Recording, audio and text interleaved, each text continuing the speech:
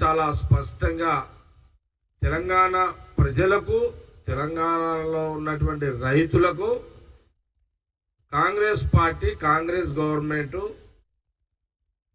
BRS పార్టీకి సంబంధించిన నాయకుల యొక్క వ్యవహార శైలి, వాళ్ళ యొక్క తప్పుడు ప్రచారాలు కాంగ్రెస్ గవర్నమెంట్ మీద, కాంగ్రెస్ పార్టీ మీద, కేటీఆర్ కానీ లేదా హరీష్ రావు కానీ బీఆర్ఎస్ నాయకులు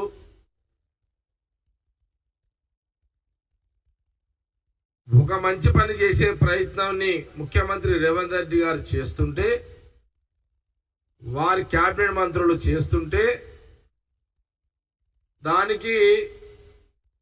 దాన్ని వక్రీకరించి తప్పుడు ప్రచారం చేసే దాంట్లో బీఆర్ఎస్ పార్టీకి సంబంధించిన సోషల్ మీడియా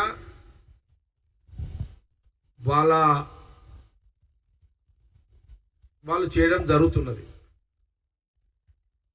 ఈ రాష్ట్ర ప్రజలకు, ఈ రాష్ట్ర రైతులకు అందరు కూడా తెలుసు కాంగ్రెస్ పార్టీ అంటే ఏంటిది. కాంగ్రెస్ పార్టీ అధికారంలో వస్తే ఏ రకంగా ప్రభుత్వం పనిచేస్తుంది, కాంగ్రెస్ ముఖ్యమంత్రి ఎట్లా పనిచేస్తాడు, గతంలో కాంగ్రెస్ పార్టీ ముఖ్యమంత్రుల పనితీరు ఎంత బాగుండే, ఇప్పుడు ముఖ్యమంత్రి రేవంత్ రెడ్డి గారి పనితీరు బాగుండదని కాంగ్రెస్ పార్టీ చాలా స్పష్టంగా చెప్పడం, ఈ మీడియా ద్వారా తెలియజేయడం జరుగుతుంది. కాంగ్రెస్ పార్టీ, కాంగ్రెస్ గవర్నమెంట్ తెలంగాణ ప్రజలకు, తెలంగాణ రైతులకు ఇప్పుడున్న ముఖ్యమంత్రి రేవంత్ రెడ్డి గారు ఎలాంటి నష్టం చేస్తలేడు అనే విషయాన్ని నేను తెలియపరుస్తూ, ముఖ్యంగా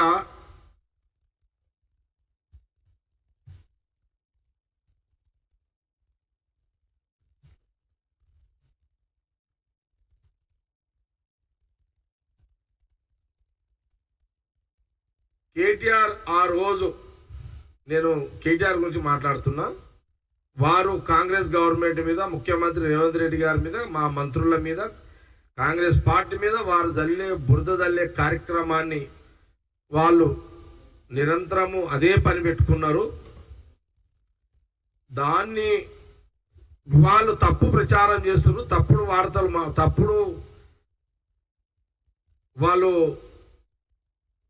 ఒక మంచి పనిని చెడ్డగా చూపించే ఒక పని మీద కేటీఆర్, హరీష్ రావు పనిచేస్తున్నారు అనే దానికి, బీఆర్ఎస్ పనిచేస్తున్న దానికి నేను చాలా స్పష్టంగా అనేక ప్రశ్నలు, నేను మాట్లాడే దాంట్లో ప్రెస్ మీట్లో ప్రశ్నలు ఉంటాయి, జవాబులు ఉంటాయి, ప్రశ్నలు ఉంటాయి. కొంత గమనించాలి తెలంగాణ ప్రజలను కోరుకుంటూ, కేటీఆర్ ఆ రోజు, ఏ రోజు మల్లన్న సాగర్ గురించి మాట్లాడుతున్నారు. కేటీఆర్ ఆ రోజు పోలీస్ అధికారులతో మల్లన్న సాగర్లో రైతులను కొట్టించి భూములు లాక్కున్నారు. ఇప్పుడు మా కాంగ్రెస్ ప్రభుత్వంలో మీ కార్యకర్తలతో అధికారులను కొట్టించి దాడులు చేయించి కంపెనీలను రాకుండా, భూములు ఇవ్వకుండా అడ్డుకుంటున్నావు. ఇది తెలంగాణ ప్రజలు ఈ అంశాన్ని గమనించమని కోరుతున్నా.